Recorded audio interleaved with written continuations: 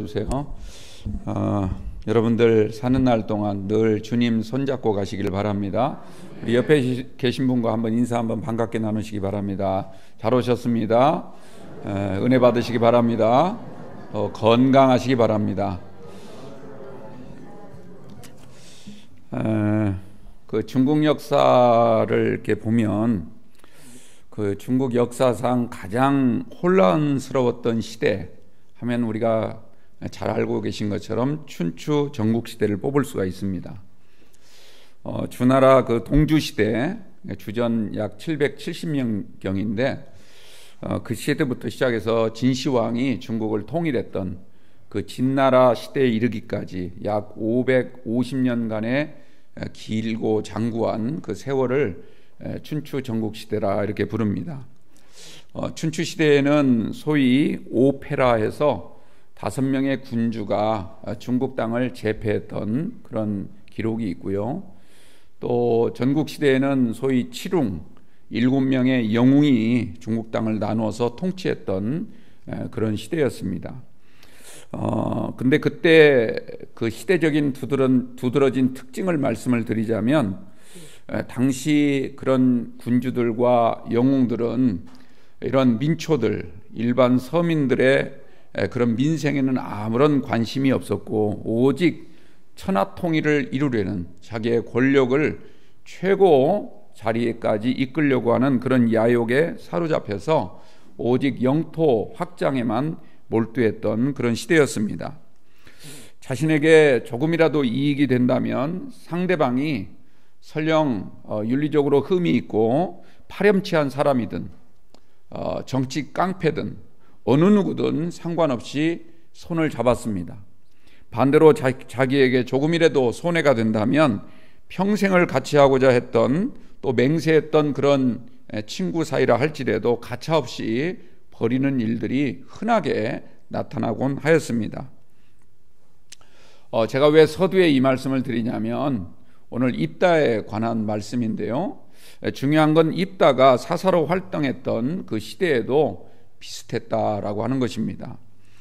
그래도 온니엘부터 시작해서 기드온에 이를 때까지는 하나님께서 베풀어 주시는 구원을 사모하고 요청하고 또 은혜를 구하기도 했습니다. 그래서 하나님이 사사를 보내주셔서 이스라엘을 구원해 주시고 대적들을 물리쳐 주시고 그 땅에 평화를 이루어 주신 겁니다.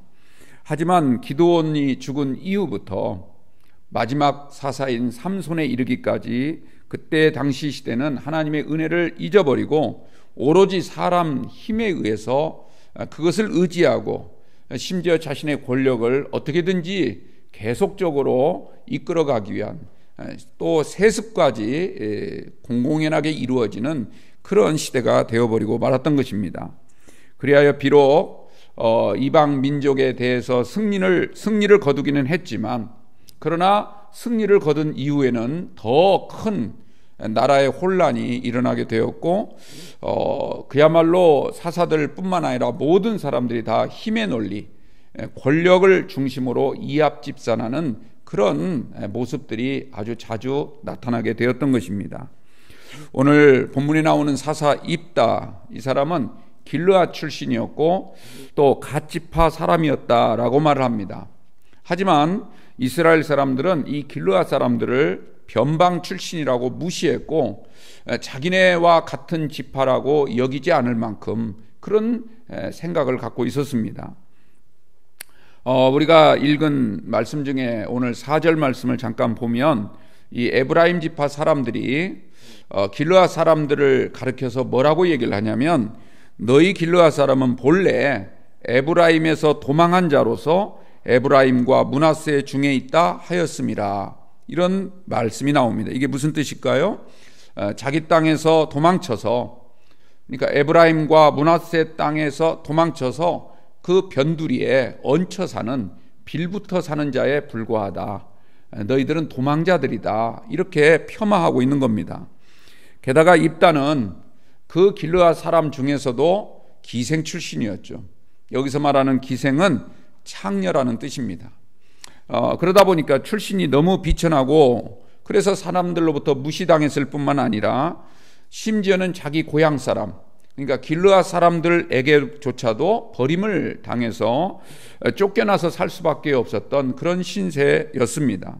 그럼에도 불구하고 하나님은 이 입다를 이스라엘의 사사로 삼아주시고 암몬 족속을 다 물리칠 수 있도록, 그래서 민족을 구원하고 이스라엘을 위기로부터 탈출할 수 있도록 그렇게 도와주신 것을 알 수가 있습니다.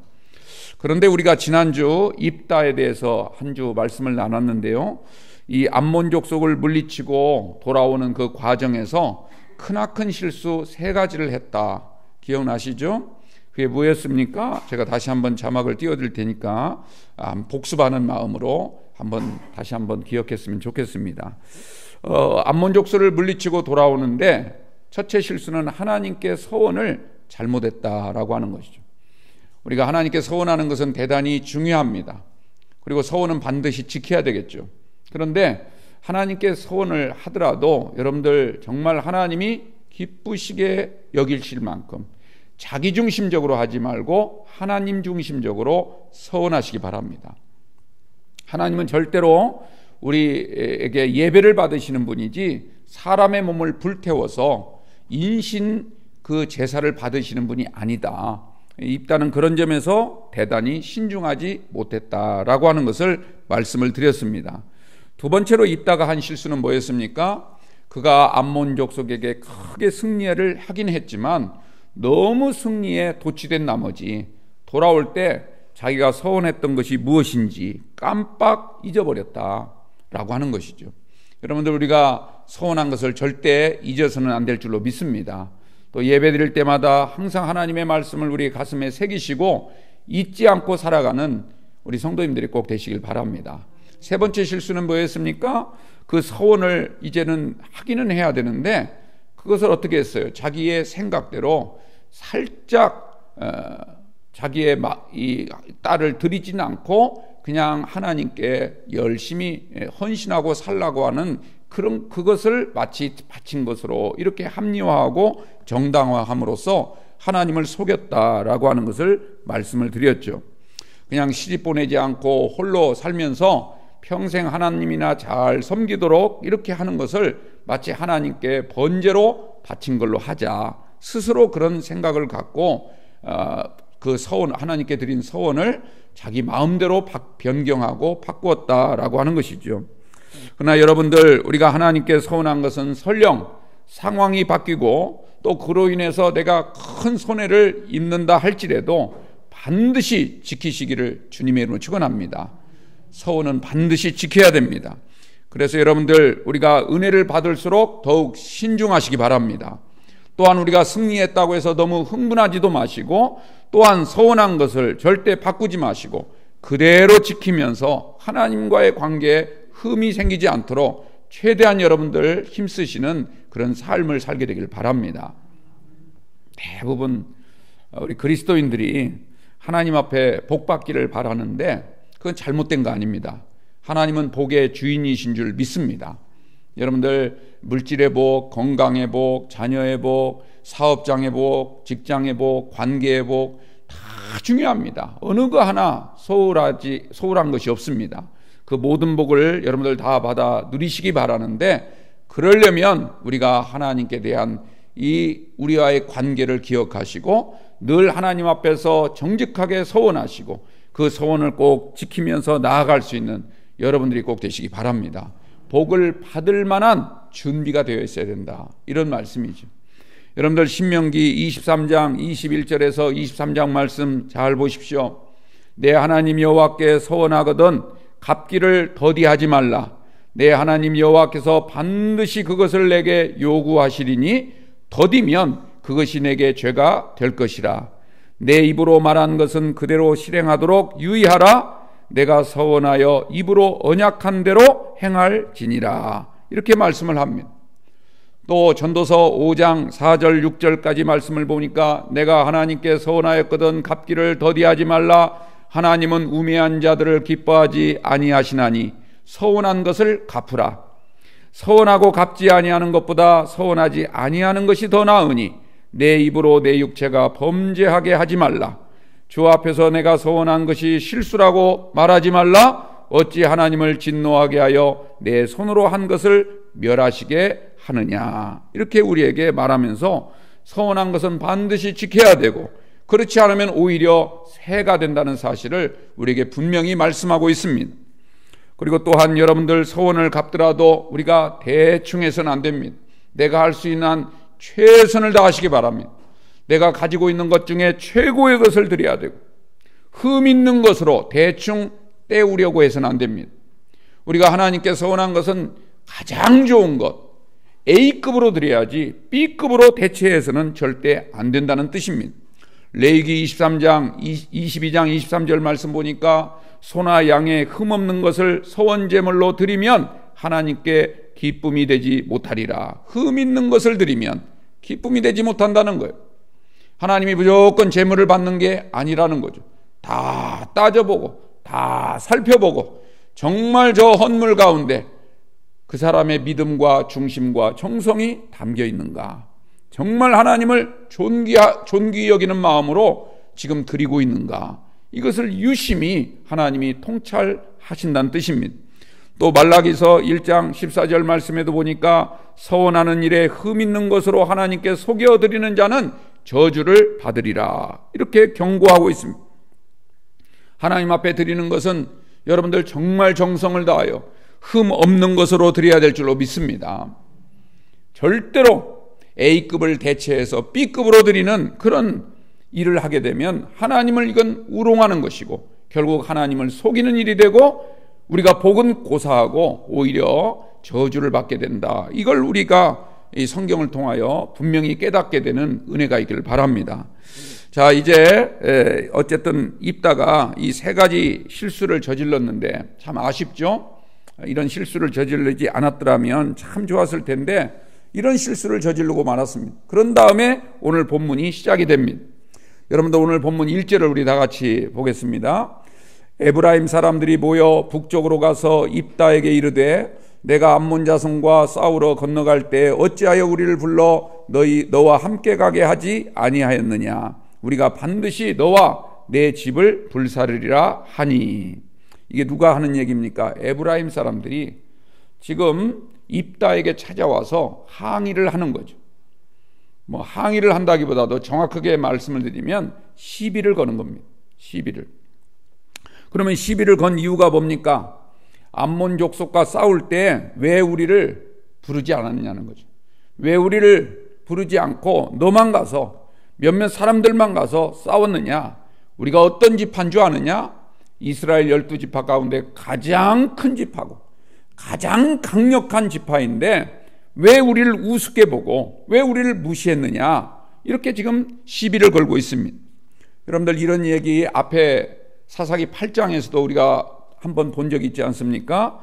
기드온이 미디안과 싸워서 승리했을 때도 그때도 이 에브라임 사람들이 와서 왜 우리를 부르지 않았느냐? 왜 우리를 무시했느냐? 그렇게 따진 적이 있습니다. 그때 기드온은 에브라임 사람들에게 뭐라고 말했습니까? 에브라임의 끝물 포도가 우리 집안의 만물 포도보다 낫지 않느냐 하면서 그들을 살살 달래고 그래서 겨우겨우 그들의 분노를 삭혔던 그런 경험이 있습니다. 그런데 기드온은 에브라임을 자꾸 추켜세우고 다독거림으로 해서 진정을 시켰는데 오늘 입다는 그러지 않았습니다. 사실은 여러분 에브라임이 얼마나 오만방자합니까? 그렇지 않습니까? 철저히 우월의식에 사로잡혀 있는 거죠. 힘들고 어려울 때는 나타나지도 않았습니다. 싸우기 전에 이런 얘기를 해야죠. 하려면 암몬 족속과 전쟁하기 전에 찾아와서 왜 우리를 부르지 않았느냐? 우리 힘을 합쳐서 같이 싸우자. 이렇게 했어야 당연한 거 아니겠습니까? 그런데 싸우기 전에는 코빼기도 보이지 않더니 이제 큰 승리를 거두고 나니까 그제서야 나타나서 시비를 걸고 있는 겁니다. 여러분들 제가 살다 보니까 꼭 그런 사람이 있는 것 같아요. 힘들고 정말 어려울 때 저 사람이 꼭 필요할 때는 나타나지 않습니다. 나타나지 않아요. 이 핑계 저 핑계 대면서 슬슬 빠져나갑니다. 그런데 다 일이 끝난 다음에 나타나서 딴지를 겁니다. 자기가 크다고 생각하면서 자기가 여기서 대단한 사람이라는 것을 나타내면서 엉뚱한 시비를 거는 그런 사람들이 간혹 있습니다. 내가 누군데? 왜 나를 우습게 하느냐고 하면서 철저한 우월주의에 빠지고 기득권만 챙기려고 하는, 그러면서 나타나서 나를 부르지 않은 거 내가 자존심 상해 죽겠다는 거죠. 그런 식으로 자꾸 사람들을 괴롭히는 그런 사람들이 있습니다. 그래서 조금만 마음에 안 들고 심사가 뒤틀리기라도 하면 시비 붙이고 딴지를 걸고, 그리고 다른 방법으로 자꾸 공격을 해댑니다. 여러분들 이러한 사람이 돼서는 안 되겠죠. 여러분들 에브라임이 큰 지파가 된 거, 이스라엘 12지파 가운데 가장 강력한 지파가 된 것은 자기 힘으로 된 것이 아닙니다. 이것은 하나님의 은혜지요. 에브라임이 어떤 지파입니까?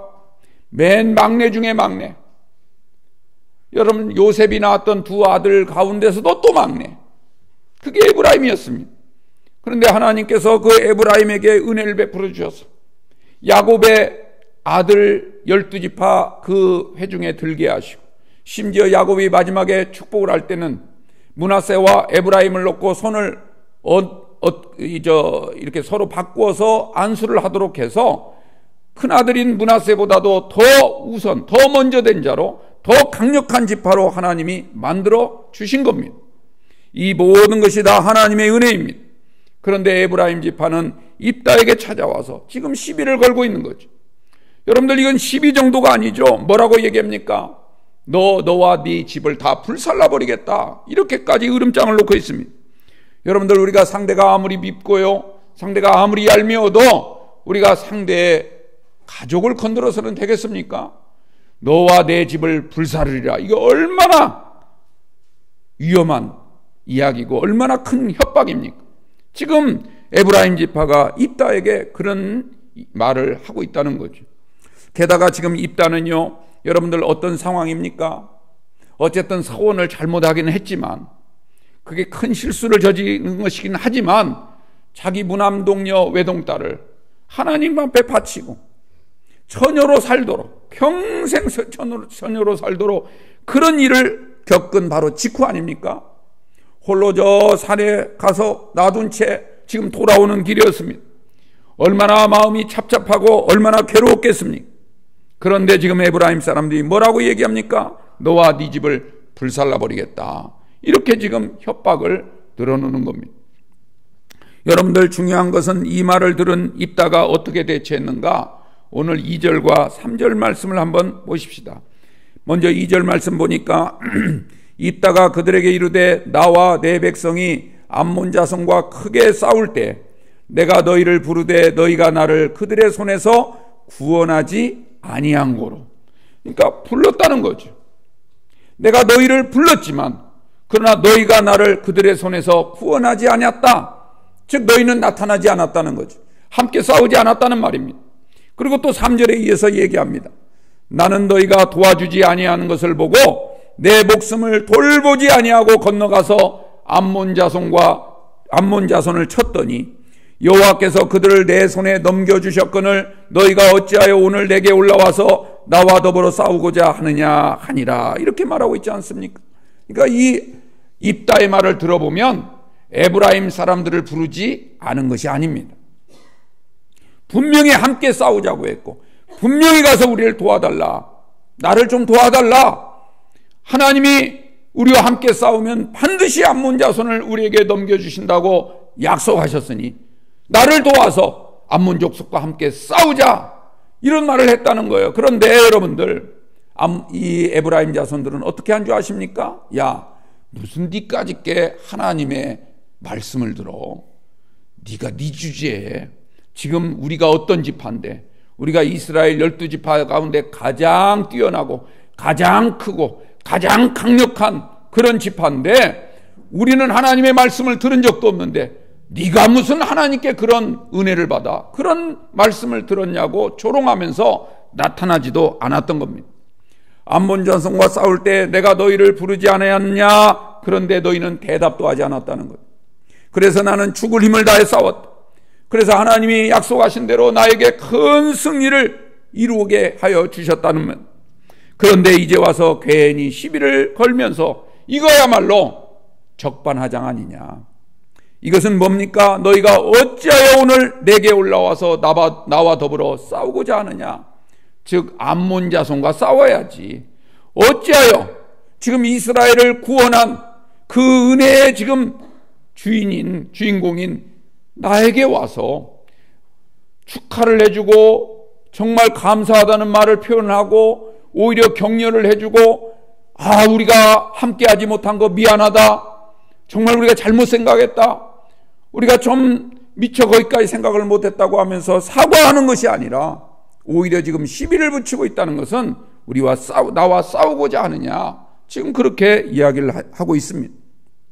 어찌하여 지금 시비를 거느냐는 거죠. 여러분들, 이것은요 단지 시비를 걸어왔기 때문만이 아니라 그동안 에브라임 사람들이 길르앗 사람들을 얼마나 무시하고 차별했는지를 여실히 보여주고 있습니다. 아까 말씀드린 것처럼요, 에브라임 사람들은 길르앗 사람들을 어떻게 취급했습니까? 도망자. 우리 저 땅 끝에서 저 변방에서 그냥 조금 이렇게 땅 차지하고 거기서 빌부터 사는 사람들, 이런 정도로 생각을 했습니다. 더욱이 입다 같은 경우는 기생의 아들이었죠. 길르앗 사람들에게조차도 무시당하던 그런 사람 아니었습니까? 그러니까 입다는 이 말을 듣자마자 감정이 폭발하지 않을 수가 없었던 겁니다. 에브라임 사람들은 한마디로 교만한 자들이었습니다. 거기에 비해서 입다는 어떤 사람입니까? 항상 상처 때문에 열등의식이 강했던 사람입니다. 오늘 여러분들 사사기 이 말씀은 무엇을 우리에게 말해주고자 할까요?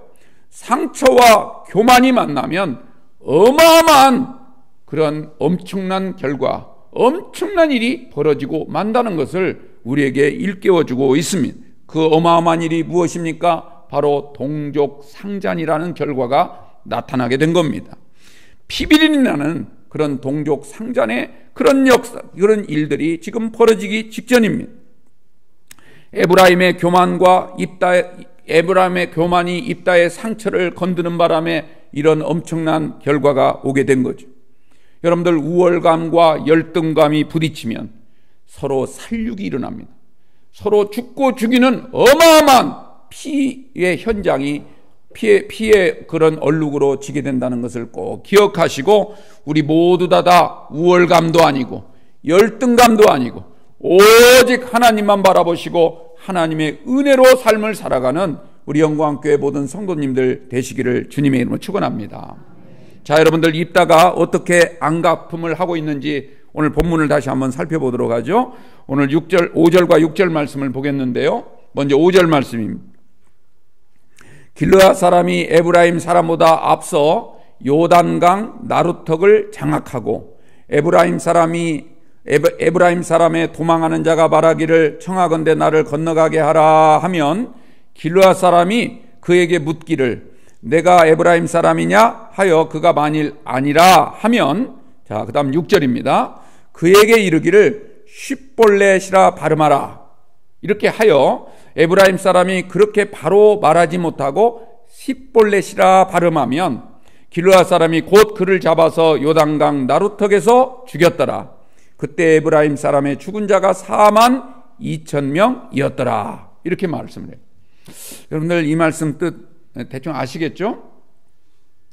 제가 지금 이 발음이 오전에 조금 부정확해서 조금 여러분들이 금방 그 단어의 차이를 금방 이해하셨는지 모르겠는데, 오늘 이 내용은 그거예요. 자, 길르앗 사람들이 큰 승리를 거뒀지 않습니까? 이 에브라임 사람들과 싸워서 이겼어요. 에브라임 사람들이 막 도망을 칩니다. 그런데 어디로 건너가야 되냐면 요단강을 건너가야 돼요. 지난번 지도 여러분들 기억나시죠? 이 암몬 족속이 있고, 그 다음에 가운데 길르앗이 끼어 있고, 왼쪽에 에브라임 지파가 있는데, 그 길르앗과 에브라임 사이에 요단강이 있습니다. 요단강이. 그 요단강을 건너가는데 그 요단 나루턱을 이 길르앗 군사들이 미리 장악을 한 거예요. 거기를 다 군사들로 포진을 해놓고 이제 도망치는 사람들 한 사람 한 사람을 검문하는 거죠. 검문을 하는데 지나갈 때 너 출신이 어디야? 너 에브라임 사람 맞지? 왜냐하면 겉만 보아서는 모르잖아요. 같은 이스라엘 사람이고. 그러니까 맞지? 하니까 만약 에브라임 사람이라고 하면 어떻게 되겠어요? 큰일 나죠. 죽을 수 있잖아요. 그러니까 아니다, 나 에브라임 사람 아니야 하고 그렇게 거짓말을 한다는 겁니다. 그러면 참 이게 아이러니하지 않습니까? 여러분들, 길르앗 사람이 이 요단 나루턱을 장악한 다음에 이 에브라임 사람들을 지금 조사를 하고 있는데, 지금 가만히 보면 전세가 완전히 역전된 것을 알 수가 있습니다. 전에는 에브라임 사람들이 길르앗 사람들을 뭐라고 했죠? 도망자다. 너희들 우리 여기 땅에 살다가 저쪽 변방으로 도망친 도망자들이다. 거기서 빌부터 사는 자들이다. 이렇게 그들을 무시하고 차별하고 그들을 향하여 조롱하고 그랬는데, 지금은 거꾸로 돼가지고 누가 도망자예요? 에브라임 사람이 도망자 신세가 됐습니다. 여러분들, 인생이 그래요. 여러분들, 인생은 돌고 도는 겁니다. 절대로 여러분들이 가진 재물이 천년만년 갈 것 같지만 그렇지 않습니다. 여러분들이 가지고 있는 권력이 여러분들 자녀들에게 계속 세습되어 갈 것 같지만 그렇지 않습니다. 반드시 악인은 심판을 당하고 의인은 여호와의 회중에 드는 날이 온다는 사실을 꼭 기억하십시오. 여러분들, 우리가 아무리 이 땅에서 정말 풍족하고 부족할 것 없이 산다고 해도요, 여러분들, 하나님이 한번 움직이시면 모든 것이 뒤집어지는 역전의 역사가 나타난다는 사실을 기억하시고, 우리의 어떤 상황과 형편과 처지 때문에 거들먹거리지 마시고 주님과의 관계로 여러분들 나아가시는 성도들이 꼭 되시기 바랍니다. 사도 바울이 은혜 받기 전에는, 예수님 만나기 전에는 자기가 가진 출신, 나는 바리새인 중에 바리새인, 나는 태어난 지 8일 만에 할례를 받은 할례 백성, 나는 가장 뛰어난 대학에 들어가서 가장 유명한 박사님으로부터 공부를 했던 가장 뛰어난 지성인이야. 나는 대단한 사람, 나는 율법에도 아주 능한 사람이고, 그리고 그 율법을 행하는데도 조금도 나는 지체하거나 머뭇거리지 아니하고 나는 율법대로 살았던 그런 사람이었어. 이 스펙만 가지고도 나는 얼마든지 출세할 수 있고, 얼마든지 성공할 수 있고, 얼마든지 우리 가문을 일으킬 수 있어, 그렇게 생각을 했습니다. 그런데 예수님을 만난 이후에 그가 어떻게 변했습니까? 내가 이제까지 가장 소중히 여기던 것들, 가장 내 삶을 행복하게 만들어 줄 것 같은 그런 모든 것들을 어떻게 했다고요? 배설물처럼 버렸다고 했습니다. 그리고 내가 오직 예수를 아는 일, 그리고 예수님이 나를 위해서 못 박히신 그 십자가, 그것을 나는 자랑하노라. 그것만이 나의 자랑거리라고 바울은 말을 했습니다. 그는 또 뭐라고 말합니까? 여러분들, 바울은요, 자신 안에 육체의 가시가 있었습니다. 매일매일 자신을 찌르고 괴롭히는 육체의 가시가 있어서 하나님 앞에 3번씩이나 간구했지만, 그때 하나님이 하신 말씀은 뭐였습니까? 네 은혜가 내게 족하다. 이 말은 그걸로 아파하지 말고 그냥 살아. 그것 때문에 네가 나를 지금 끝까지 붙잡고 있는 거야. 그 말씀을 듣는 순간 바울은 더 이상 그런 기도를 드리지 아니하고 오직 예수 복음을 전하는 일에만 전념을 다한 줄 믿습니다. 그랬기에 바울이 위대한 사도가 되었고, 그랬기에 그의 우월의식을 꺾었기 때문에 하나님이 그를 가장 우월하게 사용하신 줄 믿습니다. 우리는요, 존귀한 성도라는 것을 기억하시고 저렴하게 살아서는 안 됩니다. 저렴하게, 그냥 조그마한 거에 그냥 목숨 걸지 마십시오. 이 땅에 있는 것은 다 있다가도 없고, 마치 아침 안개와 같아서 바람 한번 휙 불면 다 날아가 버릴 수밖에 없고, 예레미야 17장 마지막 절에 있는 것처럼 여러분들, 마치 재물을 품고 사는 것, 이 세상 명예와 권력을 품고 사는 것은 마치 자고새가 자기가 낳지 아니한 알을 품고 있는 것과 같아서 나중에 이 어린 새끼가 크게 되면 그 품을 떠나서 멀리 날아가고 마는구나. 여러분들 꼭 기억하시고 그런 은혜로 승리하시길 바랍니다. 자, 에브라임 사람이 막 도망을 쳐요. 근데 겉모습만 봐가지고는 이 사람이 에브라임 사람인지 모르죠. 그러니까 어떻게 하냐면, 너 발음을 쉽볼렛이라고 해봐라. 쉽볼렛 이렇게 발음해봐라. 이 히브리어 중에 쉬하고 쉰이라고 하는 단어가 모양이 똑같습니다. 생긴 건 똑같은데 점이 다르게 찍혀 있어요. 그런데 쉽볼렛이라고 이렇게 발음을 하라 하니까 그 발음을 못하는 거예요. 에브라임 사람들은 시폴렛 이렇게 하는 거예요. 좀 비슷하지만 다른 거죠. 듣는 사람은 금방 알아요. 우리나라에도 그 경상도 사람들, 여기도 이제 경상도 분들이 좀 계시는데 그 쌍시옷 발음하고 리을 발음이 잘 안 된다고 그래요. 그래서 이렇게 쌀 발음해라면 살 그러죠. 얼른 와, 그걸 뭐라고 하죠? 얼른 와. 그렇게 발음을 하면 발음이 잘 안 돼요. 발음이 잘 안 돼. 그런 식이죠. 그래 발음을 시켜봐가지고 발음을 제대로 못하면 아 이거 에브라임 사람이구나. 우리한테 거짓말하고 몰래 도망치려고 지금 거짓말했구나 하고 죽인 자가 몇 명이라고요? 42,000명이나. 어마어마합니다. 42,000명이나 죽였다는 거예요. 같은 동족을. 그 나루터는 야복의 나루터가 아니라 피의 나루터로 변하고 말았던 것입니다. 여러분들 오늘 말씀의 가장 중요한 교훈이 뭘까요? 분명히 하나님은 구원자로 입다를 사사로 세우셨습니다. 이스라엘을 구원하라. 그런데 그 입다가 더 많은 이스라엘 사람들을 죽입니다. 암몬 사람들이 죽인 수보다도 훨씬 더 많은 수를 죽이고 맙니다. 그것도 이방 족속들 때문에 고통받는 것보다도 고통받은 그 사람들을, 여러분들 같은 동족을 죽인다는 거죠. 우리 교회 역사를 보면요, 처음에는 로마 그 정부의 탄압과 그 예수를 반대하는 그런 사람들, 적대자들이 나타나서 교회를 막 어지럽히고 거짓 복음을 전하고 해서 어마어마한 초대교회 성도들이 사자밥이 되거나 십자가형을 받거나 돌로 맞아 죽거나 교수형을 당하거나 참수형을 당하는 수많은 그런 환난을 겪었죠. 근데 나중에 교회가 안정된 다음에는요, 이제 핍박이 없어졌거니 이제는 정말 할렐루야, 우리가 정말 주의 복음을 전하는 일에만 매진하자 생각을 했는데요, 그때부터는 교회 내에서 싸우기 시작하는 겁니다. 내가 더 높다, 내가 더 잘났다, 내가 이 교회 중심이다. 이것 때문에 싸우는 바람에 교회가 어떻게 됐습니까? 다 무너지고 말아요. 다 무너지고. 여러분들 외부에서 오는 적보다도 내부의 적이 훨씬 더 무섭다는 것을 기억하십시오. 지금 우리나라의 문제는요, 북한의 문제가 아니에요. 북한의 문제가 아니에요. 우리 같은 민족끼리, 같은 사람들끼리, 전라도, 경상도, 요즘은 충청도, 강원도, 그냥 출신 지역에 따라서 또 내가 어느 지역에 사느냐, 내가 어느 직업을 가지고 있느냐, 내가 더 똑똑한, 더 잘났다, 이것 때문에 사분오열이 돼가지고 이합집산하는 이런 춘추 전국시대와 같은 이런 모습들이 지금 우리나라의 가장 큰 문제라는 거죠. 여러분들, 교회만은 그래서는 안 될 줄로 믿습니다. 교회는 예수의 은혜로 하나가 돼야 돼요. 성령의 역사로 하나 돼야 될 줄로 믿습니다. 우리가 가진 생각, 우리가 가지고 생각하는 모든 것들은 다 다르다 할지라도요, 여러분들, 주님은 우리에게 늘 말씀하십니다. 세례도 하나요, 몸도 하나요, 하나님도 한 분이시요, 우리를 구원하신 예수님도 한 분이시오.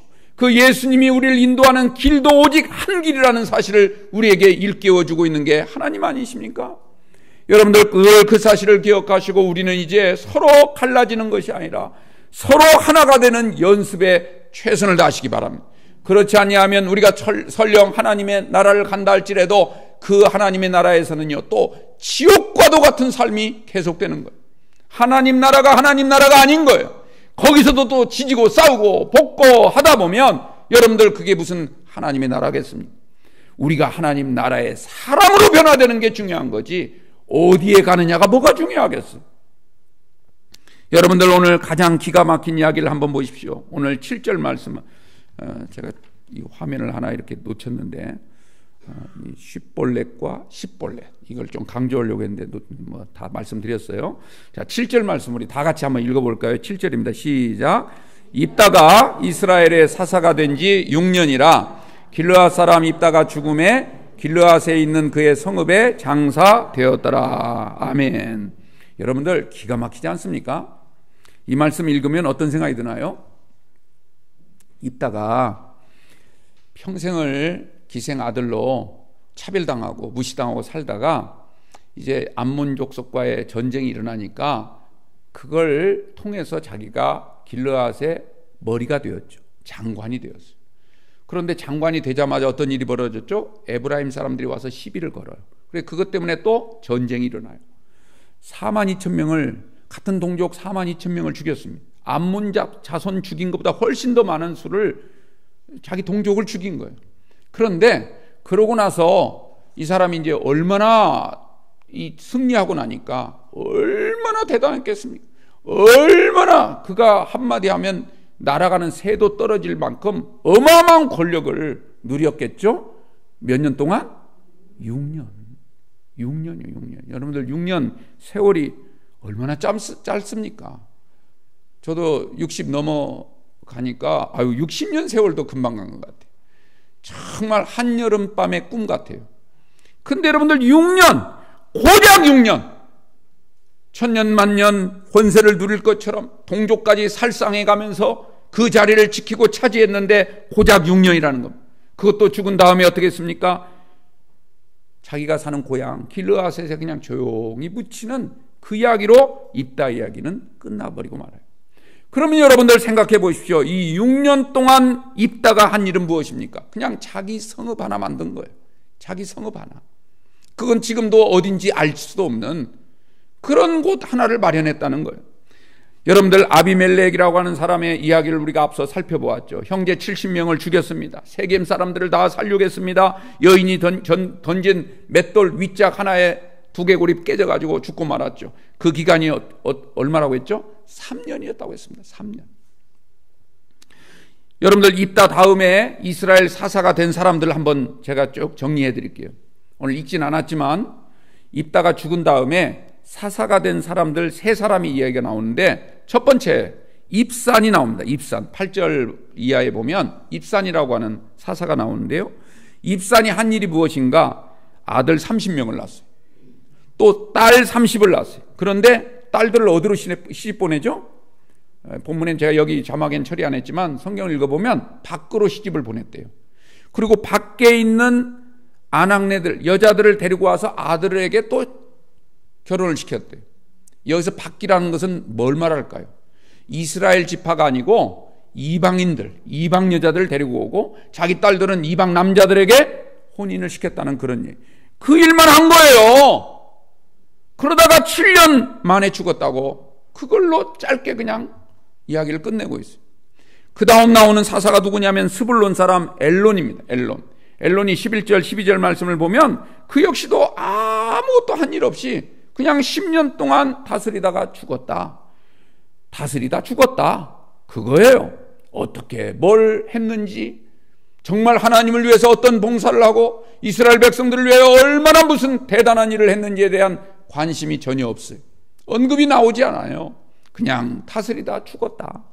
그 뒤에 나온 사사가 압돈입니다. 압돈 13절에서 15절 말씀을 보니까요, 이 압돈은 어떤 일을 했는가? 거기도 아들 40이나 나요. 손자가 30이래요.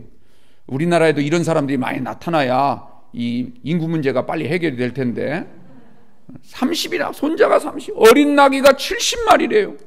그러니까 아들과 손자들 나귀 마련해 주니라고 낳기만 하면 나귀 하나 만들어줘야지, 우리 아들 그냥 낳기만 하면 지방나 아파트 하나 어떻게든지 마련해 줘야지, 그 얘기예요. 지금 그 일만 하다가 사사가 된 지 8년 만에 죽어서 어디에 장사가 돼요?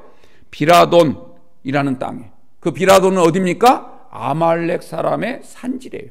그러니까 자기 고향에 묻힌 것도 아니에요.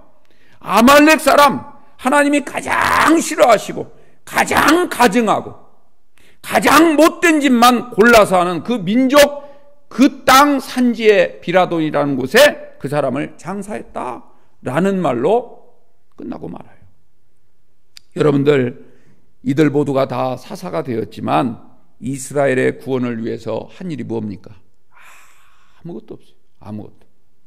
지금 마치 사사기가 전하려고 하는 말씀은 무슨 말씀처럼 들리냐면 그냥 사사 되었다가 죽었다, 그 얘기예요.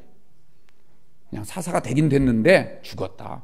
그러니까 하나님에 의해서 세워진 게 아니라 지들 멋대로 권력을 찬탈하고 그 권력을 가지고 내가 사사다 폼재다가 몇 년 만에 죽었다. 그리고 장사 지냈다.